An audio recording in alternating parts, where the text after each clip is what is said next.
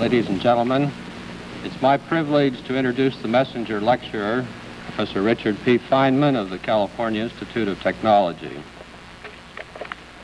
Professor Feynman is a distinguished theoretical physicist, and he's done much to bring order out of the confusion which has marked much of the spectacular development in physics during the post-war period.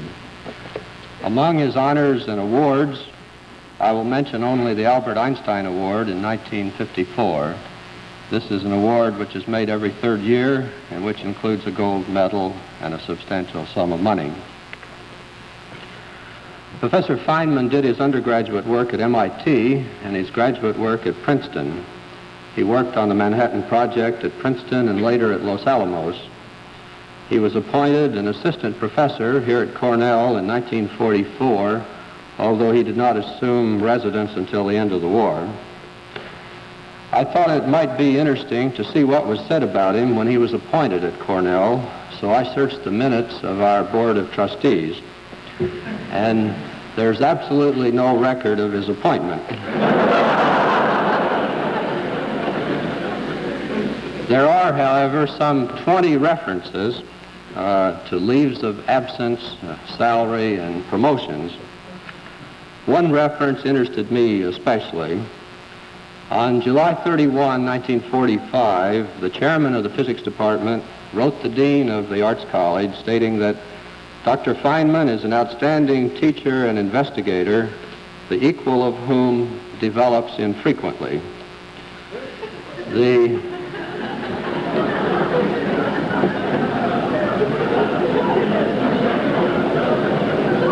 The chairman suggested that an annual salary of $3,000 was a bit too low for a distinguished faculty member and recommended that Professor Feynman's salary be increased $900. The dean, in an act of unusual generosity and with complete disregard for the solvency of the university, crossed out the $900 and made it an even $1,000. You can see that we thought highly of Professor Feynman even then. Feynman took up residence here at the end of 1945 and spent 5 highly productive years on our faculty. He left Cornell in 1950 and went to Caltech, where he has been ever since. Before I let him talk, I want to tell you just a little bit more about him. 3 or 4 years ago, he started teaching a beginning physics course at Caltech, and the result has added a new dimension to his fame. His lectures are now published in 2 volumes, and they represent a refreshing approach to the subject. In the preface of the published lectures, there's a picture of Feynman performing happily on the bongo drums. My Caltech friends tell me that he sometimes drops in on the Los Angeles night spots and takes over the work of the drummer, but Professor Feynman tells me that that's not so. Another of his specialties is safe cracking. One legend says that he once opened a locked safe in a secret establishment, removed a secret document, and left a note saying, "Guess who?" I could tell you about the time that he learned Spanish before he went to give a series of lectures in Brazil, but I won't.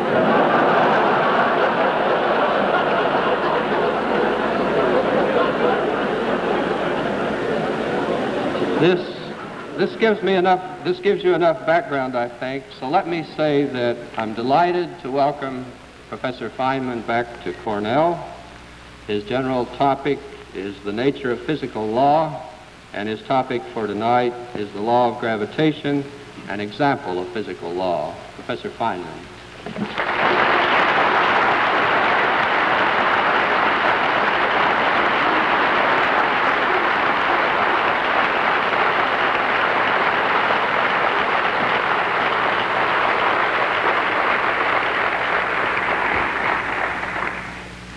It's odd, but in the infrequent occasions when I've been called upon in a formal place to play the bongo drums, the introducer never seems to find it necessary to mention that I also do theoretical physics.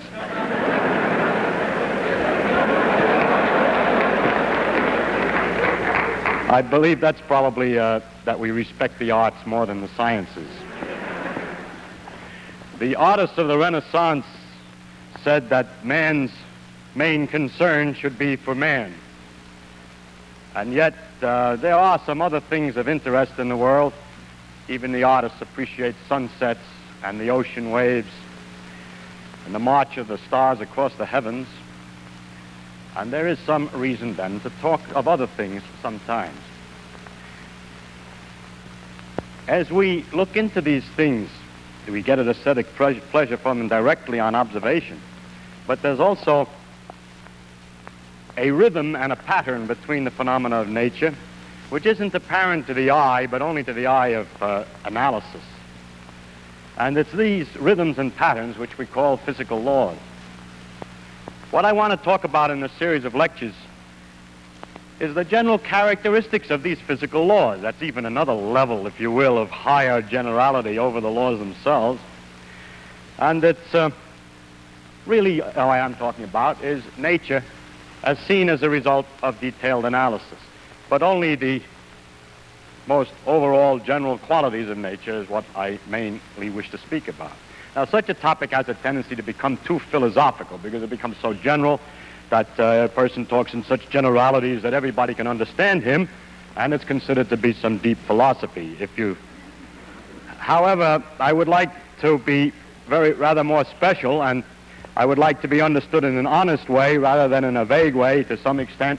And so, if you don't mind, I'm going to try to give, instead of only the generalities, in this first lecture, an example of physical law, so that you have at least one example of the things about which I'm speaking generally. In this way, I can use this example again and again to give an instance to make a reality out of something which would otherwise be too abstract. Now, I've chosen for my special example of physical law to tell you about the theory of gravitation, or the phenomena of gravity. Why I chose gravity, I don't know. Whatever I chose, you would have asked the same question. Actually, it was one of the first great laws to be discovered, and it has an interesting history. You might say, yes, but then it's old hat. I would like to hear something about science, more modern science. More recent, perhaps, but not more modern. Modern science is exactly in the same tradition as the discoveries of the law of gravitation. It is only more recent discoveries that we would be talking about. And so I do not feel at all bad about telling you of the law of gravitation, because I am, in describing its history and the methods, the character of its discovery and its quality, talking about modern science, completely modern. This law has been called the greatest generalization achieved by the human mind. And you can get already from my introduction, I'm more interested not so much in the human mind as in the marvel of nature who can obey such an elegant and simple law as this law of gravitation. So our main concentration will not be on how clever we are to have found it all out, but on how clever she is to pay attention to it. Now, what is this law of gravitation that we're going to talk about? The law is that two bodies or bodies exert a force upon each other, which is inversely as the square of the distance between them and varies directly as the product of their masses. And mathematically, we can write that great law down in the formula, some kind of a constant times the product of the two masses divided by the square of the distance. Now, if I add the remark that a body reacts to a force by accelerating or by changing its velocity every second to an extent inversely as its mass. It reacts, it changes velocity more if the mass is lower and so on, inversely as the mass. Then I have said everything about the law of gravitation that needs to be said. Everything else is a consequence, a mathematical consequence of those two things that I said. That's a remarkable enough phenomenon in itself that the next lecture will consider this in more detail. Now, I know you're not all here. I know some of you are, but you're not all mathematicians. And so you cannot all immediately see all of the consequences of these two remarks. And so what I would like to do in this lecture is to briefly tell you the story of the discovery, tell you what some of the consequences are, what the effect of this discovery had on the history of science, what kinds of mysteries such a law entails, something about the refinements made by Einstein, and possibly the relation to other laws of physics. The history of the thing, briefly, is this, that the ancients first observed the way the planets seemed to move about in the sky and concluded that they all went around, along with the Earth, went around the sun. This discovery was later made independently by Copernicus after they had forgotten that people had forgotten that it had already been made. Now, the next question that came up to study was exactly how do they go around the sun? That is, exactly what kind of motion? Do they go with the sun at the center of a circle, or do they go in some other kind of a curve? How fast do they move, and so on? And this discovery took longer to make. The times after Copernicus were times in which there were great debates about whether the planets in fact went around the sun along with the Earth, or whether the Earth was at the center of the universe, and so on. And there were considerable arguments about this. When a man named Tycho Brahe got an idea of a way of answering the question, he thought that it might perhaps be a good idea to look very, very carefully and to record where the planets actually appear in the sky, and then the alternative theories might be distinguished from one another. This is the key of modern science and is the beginning of the true understanding of nature, this idea that to look at the thing, to record the details, and to hope that in the information thus obtained may lie a clue to one or another of a possible theoretical interpretation. So Tycho, who was a rich man and owned, I believe, an island near Copenhagen, outfitted his island with great brass circles and special observing positions, situation chairs that you could look through little holes, and recorded night after night the position of the planets. It's only through such hard work that we can find out anything. When all these data were collected, they came into the hands of Kepler, who then tried to analyze what kinds of motions the planets made around the sun. And he did this by a method of trial and error. At one stage he thought he had it. He figured out that they went around the sun in circles with the sun off center, and noticed that one planet, I think it was Mars, but I don't know, was 8 minutes of arc off, and he decided that this was too big for Tycho Brahe to have made an error, and that this was not the right answer. So because of the precision of experiments, he was able to proceed and find that, to go on to another trial, and found, in fact, ultimately this. 3 things. First, that the planets went in ellipses around the sun with the sun at a focus. An ellipse is a curve all artists know about because it's a foreshortened circle, or children know about because somebody told them that if you take a string and tie it to 2 tacks and put a pencil in there, it'll make an ellipse. These 2 tacks are the foci, and if the sun is here, the shape of the orbit of a planet around the sun is one of these curves. The next question is, and going around the ellipse, how does it go? Does it go faster when it's near the sun, slower when it's further from the sun, and so on? We take away the other focus, we have the sun then and the planet going around. And Kepler found the answer to this too.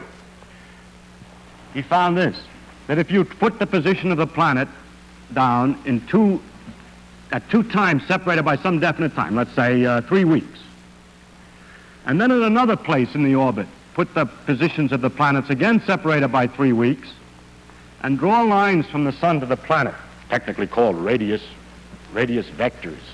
But anyway, lines from the sun to the planet, then the area that's enclosed in the orbit of the planet and the 2 lines that are separated by the planet's position 3 weeks apart is the same no matter what part of the orbit the thing is on. So that it has to go faster when it's closer in order to get the same area as it goes slower when it's further away, and in this precise manner. Some several years later, he found the 3rd rule, and that had not to do with the exactly motion of a single planet around the sun, but related the various planets to each other. And it said that the times that it took the planet to go all the way around was related to the size of the orbit, and that the times went as the square root of the cube of the size of the orbit, and for the size of the orbit is the diameter all the way across the biggest distance on the ellipse. So he has these three laws, which are summarized by saying it's an ellipse, and that equal areas are swept in equal times, and that the time to go around varies as a 3/2 power of the size, the square root of the cube of the size. So there's three laws of Kepler, which is a very complete description of the motion of the planets around the sun. The next question was, what makes them go around? Well, how can we understand this in more detail? Or is there anything else to say? In the meantime, Galileo was investigating the laws of motion. Incidentally, at the time of Kepler, the problem of what drove the planets around the sun was answered by some people by saying that there were angels behind here beating their wings and pushing the planet along around orbit. As we'll see, that answer is not very far from the truth. The only difference is that the angels sit in a different direction and their wings go in a different direction.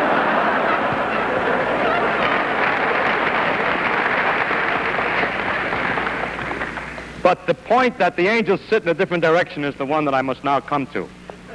Galileo, in studying the laws of motion and doing a number of experiments to see how balls roll down inclined planes and pendulums swung and so on, discovered an idealization, a great principle called the principle of inertia, which is this, that if a thing has nothing acting on it, if an object has nothing acting on it and is going along at a certain velocity in a straight line, it will go at the same velocity at exactly the same straight line forever.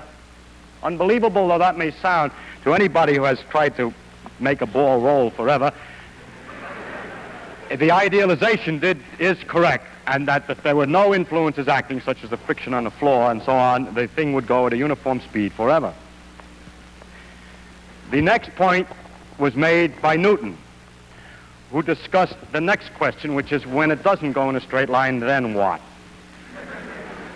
And he answered this way, that a force is needed to change the velocity in any manner. First, for instance, if you're pushing it in a direction that it moves, it will speed up. If you find that it changes direction, then the force must have been sideways. And that the force can be measured by the product of two effects. First, how much does the velocity change in a small interval of time? How fast is the velocity changing? How much is it accelerating in this direction, or how much is the velocity changing when it changes direction? That's called the acceleration. And when that's multiplied by a coefficient called the mass of an object, or its inertia coefficient, then that together is a force. One can measure for instance, if one has a stone on the end of a string and swings it in a circle over his head, then one can measure, when one finds one has to pull, the reason is that the speed of the velocity, the speed is not changing as it goes around the circle, but it's changing its direction, so there must be perpetually an in-pulling force, and this is proportional to the mass, so that if we were to take two different objects, first swing one, and then swing another one at the same speed around the head and measure the force in the second one, that second one, the new force is bigger than the other force in the proportion that the masses are different. This is a way of measuring the masses, by how hard it is to change the speed. Now, then Newton saw from this that, for instance, to take a simple example, if a planet is going in a circle around the sun, no force is needed to make it go sideways tangentially. If there were no force at all on it, it would have just keep coasting this way. But actually, the planet doesn't keep coasting this way, but finds itself later not out here where it would go if there were no force at all, but further down toward the sun.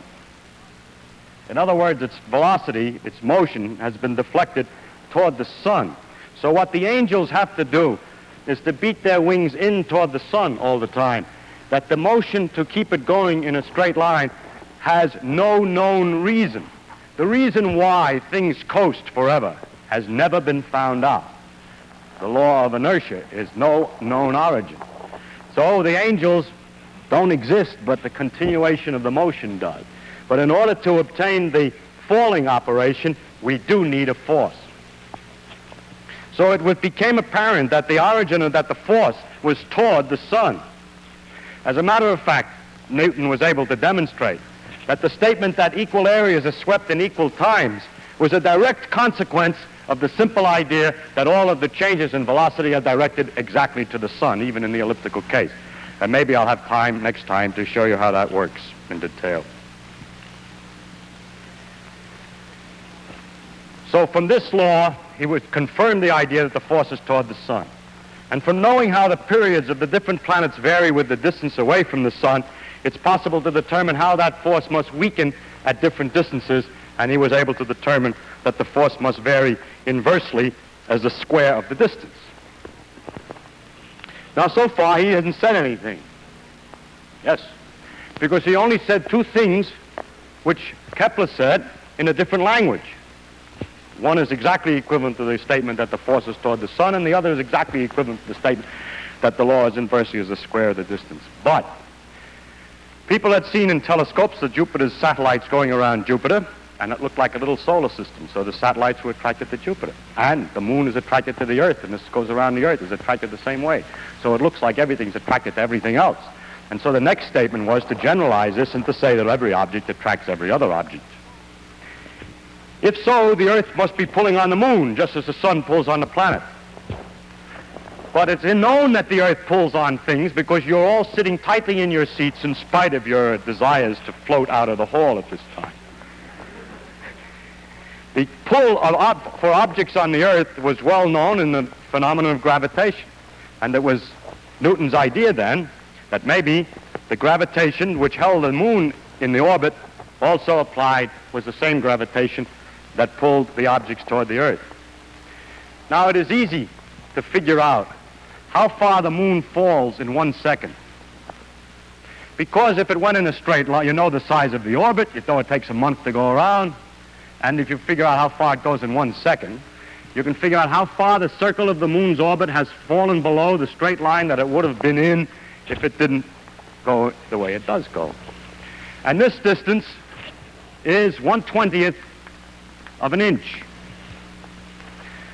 Now, the moon is 60 times as far away from the Earth's center than we are. We're 4,000 miles away from the center, and the moon is 240,000 miles away from the center. So if the law of inverse square is right, an object at the Earth's surface should fall in 1 second by 1/20th of an inch times 3,600, being the square of 60, because the force has been weakened by 60 times 60 for the inverse square law in getting out there to the moon. And if you multiply a 20th of an inch by 3,600, you get about 16 feet. And lo, it is known already from Galileo's measurements that things fell in 1 second on the Earth's surface by 16 feet. So this meant, you see, that he was on the right track. There was no going back now.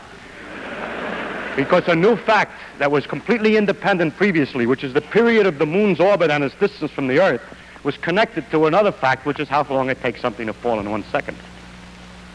So this was a dramatic test that everything's all right. Further, he had a lot of other predictions. He was able to calculate what the shape of the orbit should be if the law were the inverse square, and found indeed that it was an ellipse. So he got 3 for 2, as it were. In addition, a number of new phenomena had their obvious explanations. One was the tides. The tides were due to the pull of the moon on the Earth. This had sometimes been thought of before, with the difficulty that if it's the pull of the moon on the Earth being here, the water's being pulled up to the moon, then there would only be one tide a day where that bump of water is under the moon. But actually, you know, there are tides every 12 hours roughly, and that's 2 tides a day. But there was also another school of thought that had a different conclusion. Their theory was that it was the Earth that was pulled by the moon away from the water.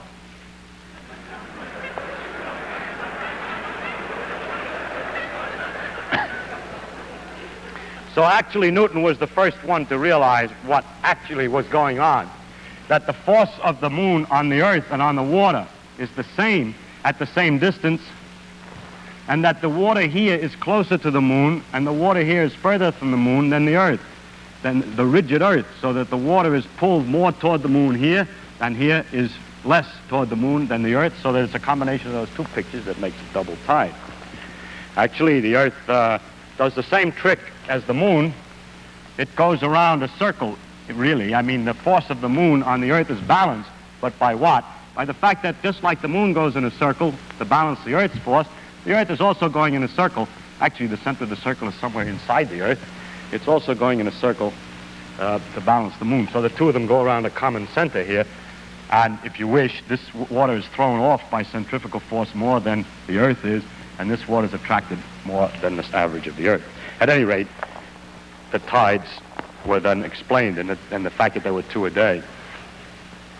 A lot of other things became quite clear. Why the Earth is round, because everything gets pulled in. And why it isn't round, because it's spinning so that the outside gets thrown out a little bit and it balances. And why the sun and moon are round, and so on. Now, as the science developed and measurements were made ever more accurately, the tests of Newton's law became much more stringent. And the first careful tests involved the moons of Jupiter. By careful observations of the way they went around over a long period of time, one could be very careful to check that everything was according to Newton. And turned out not to be the case. The moons of Jupiter appeared to be first get sometimes 8 minutes ahead of time and sometimes 8 minutes behind schedule, where schedule is the calculated values according to Newton's laws.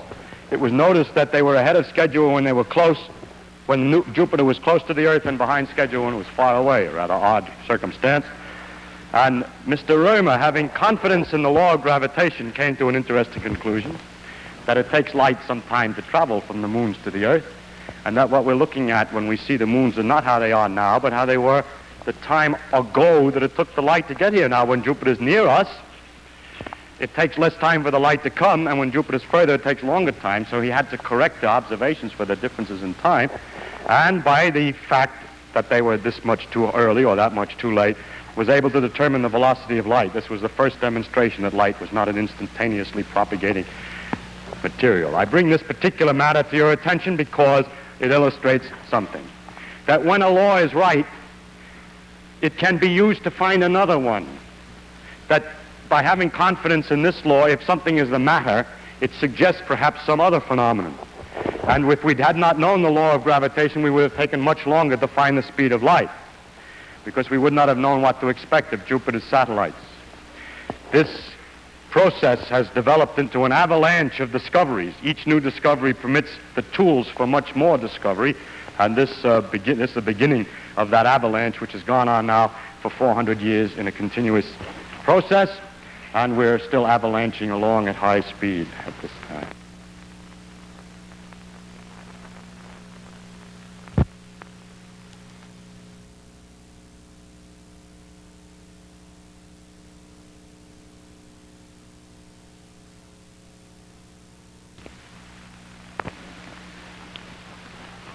Another problem came up. The planets shouldn't really go in ellipses because, according to Newton's laws, they're not attracted only by the sun, but also they pull on each other a little bit, only a little bit, but a little bit is something, and will alter the motion a little bit. So Jupiter, Saturn, and Uranus were big planets that were known, and the calculations were made as to how slightly different than the perfect ellipses of Kepler the planets ought to be going, Jupiter, Saturn, and Uranus, by the pull of one on each other. And when they were finished, the calculations, and the observations, it was noticed that Jupiter and Saturn went according to the calculations, but that Uranus was doing something funny. Another opportunity for Newton's laws to be found wanting, but courage. Two men, both who made these calculations, Adams and Leverrier, independently and at almost exactly the same time, proposed that the motions of Uranus were due to an unseen as yet new planet. And they wrote letters to their respective observatories telling them to look. Turn your telescope and look there and you'll find a planet. How absurd, said one of the observatories, that some guy sitting with pieces of paper and pencils can tell us where we'd look to find something new planet. And the other observatory was the administration was different. And They found the Neptune. More recently, in the beginning of the 20th century, it became apparent that the motion of the planet Mercury was not exactly right. And this caused a lot of trouble and had no explanation until a modification of Newton's. This did show ultimately that Newton's laws were slightly off and that they had to be modified. I will not discuss the modification in detail. It was made by Einstein. Now the question is, how far does this law extend? Does it extend outside the solar system? And so I show on the first slide evidence that the law of gravitation is on a wider scale than just the solar system. Here is a series of 3 pictures of a so-called double star. There's a third star, fortunately, in the picture, so you can see that they're really turning around and that nobody just simply turned the frames of the pictures around, which is easy to do on astronomical pictures. But the stars are actually going around. And by watching these things and plotting the orbit, you see the orbit that they make on the next slide. It's evident that they're attracting each other and that they're going around in an ellipse. According to the way expected, these are a succession of pictures going for all these different periods of time. I think, yes, it goes around this way. And they didn't see it well when it was too close, and here it is in 1905. My slide is very old. It's gone around maybe once more since. And you'll be happy except when you notice, if you have noticed already, that the center is not and a focus of the ellipse, but it's quite a bit off. So something's the matter with the law. No.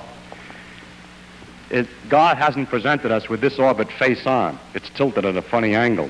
And if you take an ellipse and mark its focus and then hold the paper at an odd angle and look at it in projection, the focus doesn't have to be at the focus of the projected image. So it's because its orbit is tilted in space that it looks that way. It looks like it's not the right pattern. But it's all right, and you can figure everything out satisfactorily for that. How about a bigger distance? There's forces between the stars.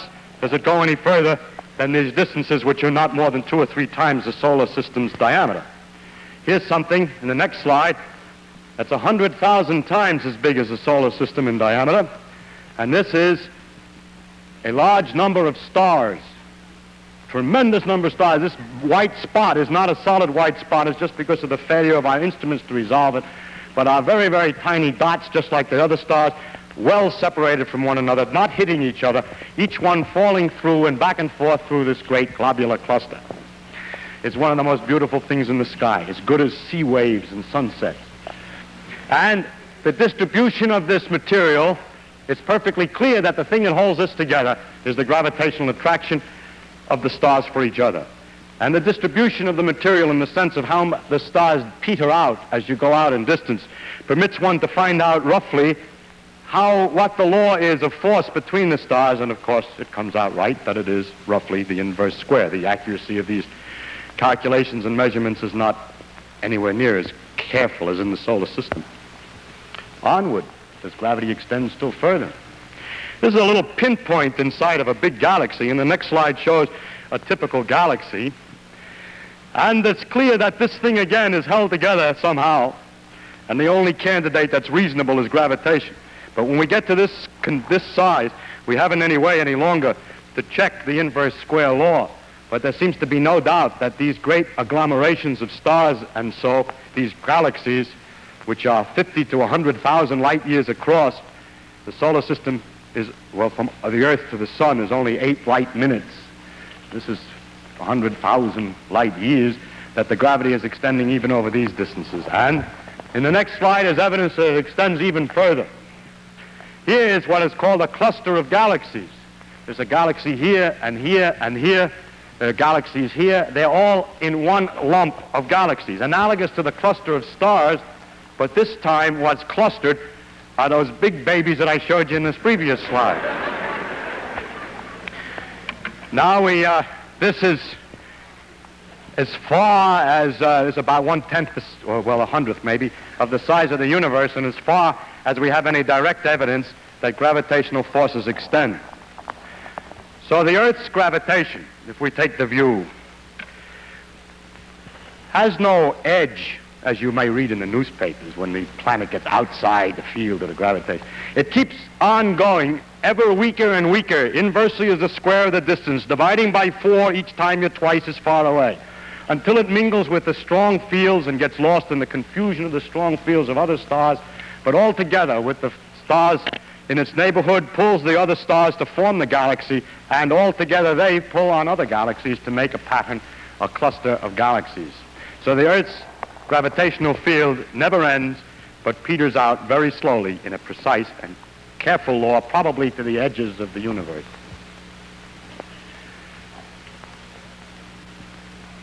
The law of gravitation is different than many of the other, well, is very important in the economy or in the machinery of the universe. There are many places where gravity has its practical applications as far as the universe is concerned.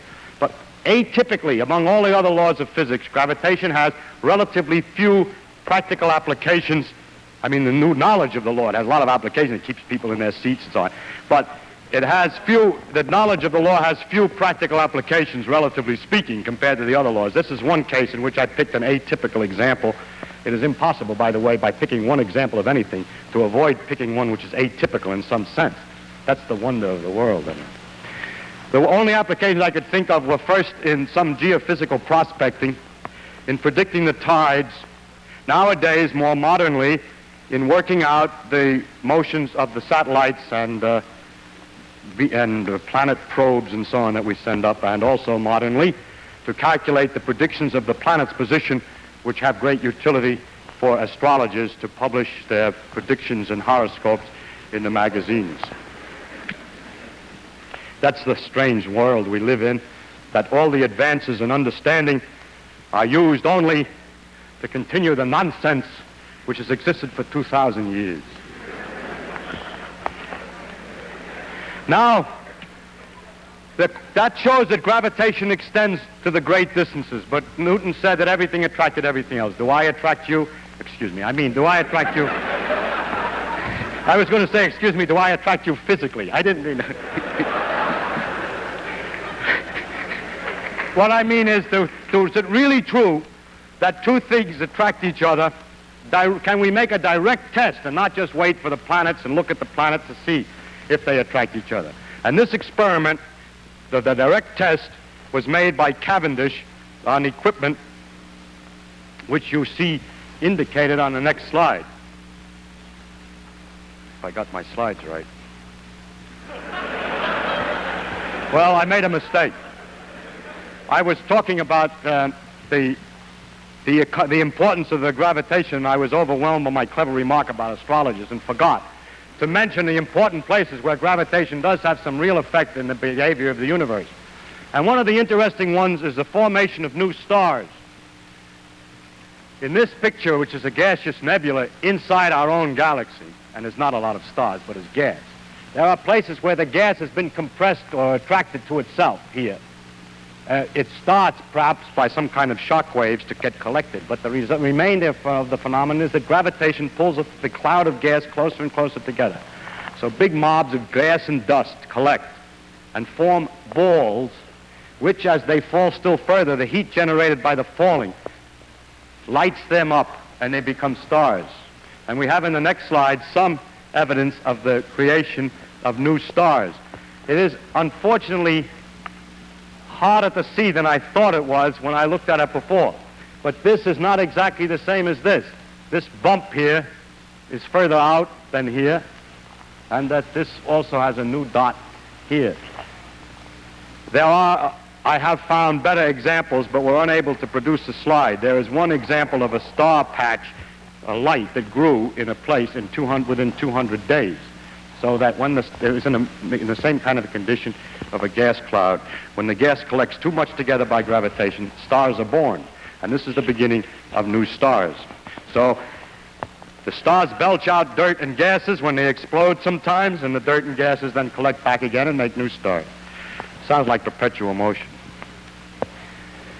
I now turn to the subject I meant to introduce, which was the experiments on the small scale to see whether things really attract each other.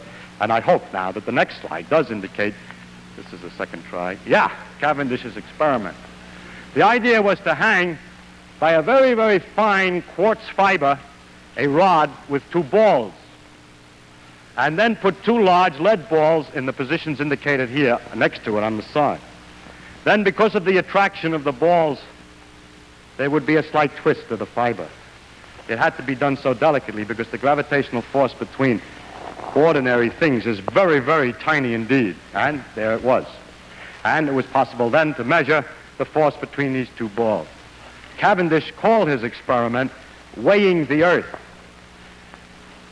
We're pedantic and careful today. We wouldn't let our students say that. We would have to say they're measuring the mass of the Earth. But the reason he said that is the following. By a direct experiment, he was able to measure the force and the two masses and the distance and thus determine the gravitational constant.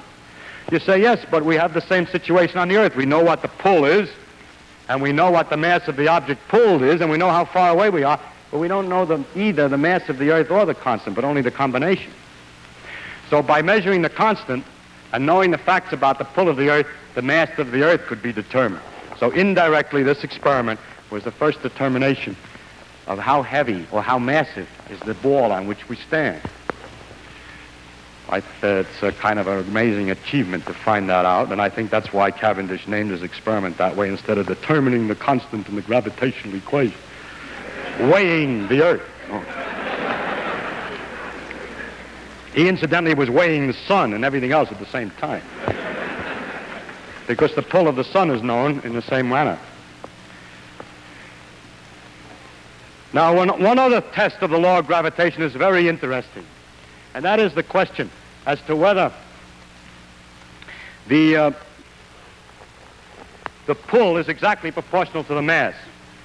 If the pull is exactly proportional to the mass and the reaction to forces, the motions induced by forces, the changes in velocity, are inversely proportional to the mass, that means that two objects of different mass will change their velocity in the same manner in a gravitational field. Or two different things, no matter what their mass, in a vacuum, will fall the same way toward the Earth.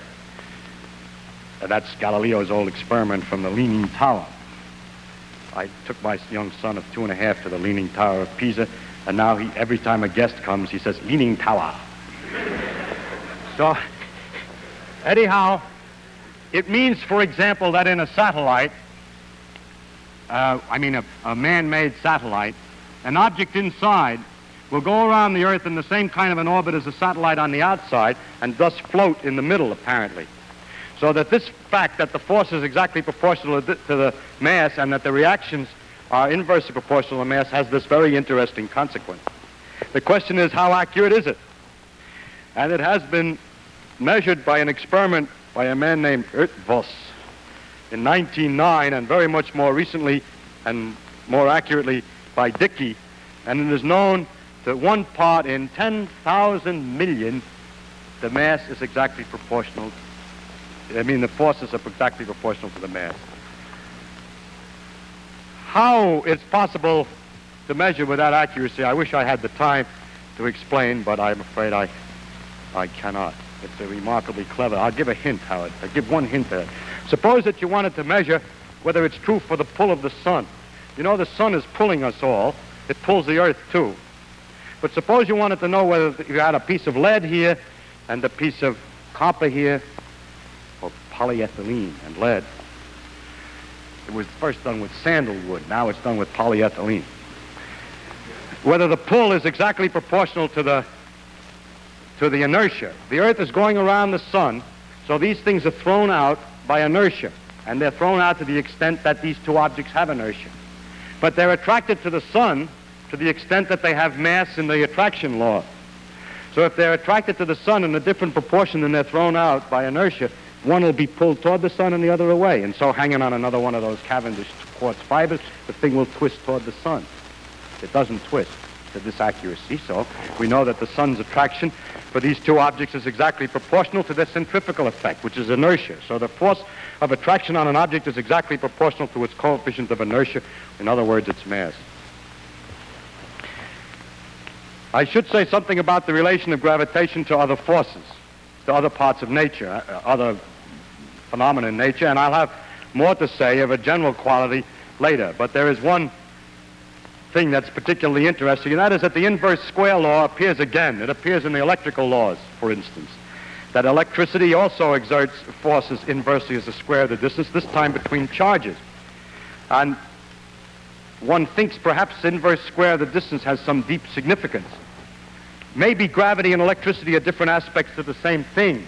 No one has ever succeeded in making gravity and electricity different aspects of the same thing. Today, our theories of physics, the laws of physics, are a multitude of different parts and pieces that don't fit together very well. We don't understand the one exactly in terms of the other. We don't have one structure from which all is deduced. We have several pieces that don't quite fit exactly yet. And that's the reason why in these lectures, instead of having the ability to tell you what the law of physics is, I have to talk about the things that are common to the various laws, because we don't know, we don't understand the connection between them. But what's very strange is that there are certain things that are the same in both. But now let's look again at the law of electricity. The law goes inversely as the square of the distance. But the thing that is remarkable is the tremendous difference in the strength of the electrical and gravitational laws. People who want to make electricity and gravitation out of the same thing will find that electricity is so much more powerful than gravity that it's hard to believe they could both have the same origin. Now, how can I say one thing is more powerful than another? It depends upon how much charge you have and how much mass you have. I'm certainly, you can't talk about how strong gravity is by saying I take a lump of such and such a size, because you chose the size. If we try to get something that nature produces her own pure number that has nothing to do with inches or years or anything to do with our own dimensions, we can do it this way. If we take the fundamental particles, such as an electron, any different ones will give different numbers, but to get an idea of the number, take electrons. 2 electrons, a fundamental particle. It's an object. It's not something I don't have to tell you what units I measure in. It's 2 particles that are fundamental particles. And they repel each other inversely as the square of the distance due to electricity. And they attract each other inversely as the square of the distance due to gravitation. Question: what is the ratio of the gravitational force to the electrical force? And that is illustrated on the next slide. The ratio of the gravitational attraction to the electrical repulsion is given by a number with 42 digits. And goes off here. This is written very carefully out, so that's 42 digits. Now, therein lies a very deep mystery. Where could such a tremendous number come from? That means if you ever had a theory from which both of these things are to come, how could they come in such disproportion? From what equation has a solution which has, for one, 2 kinds of forces, an attraction and a repulsion, with that fantastic ratio? People have looked for such a large ratio in other places. They're looking for a large number. They hope, for example, that there's another large number. And if you want a large number, why not take the diameter of the universe to the diameter of a proton? Amazingly enough, it also is a number with 42 digits. And so an interesting proposal is made that this ratio is the same as the ratio of the size of the universe to the diameter of a proton. But the universe is expanding with time. And that would mean the gravitational constant is changing with time. And although that's a possibility, there's no evidence to indicate that it's in fact true, and there are several difficulties, partial indications that it doesn't, that the gravitational constant has not changed in that way. So this tremendous number remains a mystery. I must say, to finish about the theory of gravitation, 2 more things. One is that Einstein had to modify the laws of gravitation in accordance to with his principles of relativity. The first was, one of the principles was that effects cannot occur instantaneously, while Newton's theory said that the force was instantaneous. He has to modify Newton's laws. They have very small effects, these modifications. One of them is all masses fall. Light has energy, and energy is equivalent to mass, so light should fall. And that should mean that light going near the sun is deflected. It is. And also the force of gravitation is slightly modified in his theory, so that the laws slightly change, very, very slightly, and it is just the right amount to account for the slight discrepancy that was found in the movement of Mercury. Finally, with connection to the laws of physics on a small scale, we have found that the behavior of matter on a small scale obeys laws so different, very different than things on a large scale. And so the question is, well, how does gravity look on a small scale? What is called the quantum theory of gravity? There is no quantum theory of gravity today. People have not succeeded completely in making a theory which is consistent with the uncertainty principles and the quantum mechanical principles. I'll discuss these principles in another lecture. Now, finally, you will say to me, yes, you told us what happens, but what is this gravity? Where does it come from, and what is it? Do you mean to tell me that the planet looks at the sun, sees how far it is, takes the inverse of the square of the distance, and then decides to move in accordance with that law and move? In other words, although I've stated a mathematical law, I haven't given you no clue as to the mechanism. I will discuss the possibility of doing this in the next lecture, which is the relation of mathematics to physics. But finally, in this lecture, I would like to remind, just at the end here, to emphasize some characteristics that the gravity has in common with the other laws that we have mentioned as we passed along. The first is that it's mathematical in its expression. The others are that way too. We'll discuss that next time. Second, it's not exact. Einstein had to modify it. We know it isn't quite right yet because they have to put the quantum theory in. That's the same with all our other laws. They're not exact. There's always an edge of mystery. There's always a place that we have some fiddling around to do yet. That, of course, is not a property, probably not a property. It may or may not be a property of nature, but it certainly is common with all the laws as we know them today. It may be only a lack of knowledge. But the most impressive fact is that gravity is simple. It is simple to state the principle completely and have not left any vagueness for anybody to change the ideas about. It's simple and therefore it's beautiful. It's simple in its pattern. I don't mean it's simple in its action. The motions of the various planets and the perturbations of one on another can be quite complicated to work out. Or to follow how all those stars in the globular cluster move is quite beyond our ability. It's complicated in its actions, but not in the basic pattern or the system underneath the whole thing, as that's a simple thing. That's common in all our laws. They all turn out to be simple things, although complex in their actual actions. Finally comes the universality of the gravitational law, the fact that it extends over such enormous distances. That Newton, in his mind worrying about the solar system, was able to predict what would happen in an experiment of Cavendish, where Cavendish's little model of the solar system, the two balls attracting, has to be expanded 10 million times to become the solar system. And then 10 million times expanded once again, and we find the galaxies attracting each other by exactly the same law. Nature uses only the longest threads to weave her patterns, so that each small piece of her fabric reveals the organization of the entire tapestry. Thank you.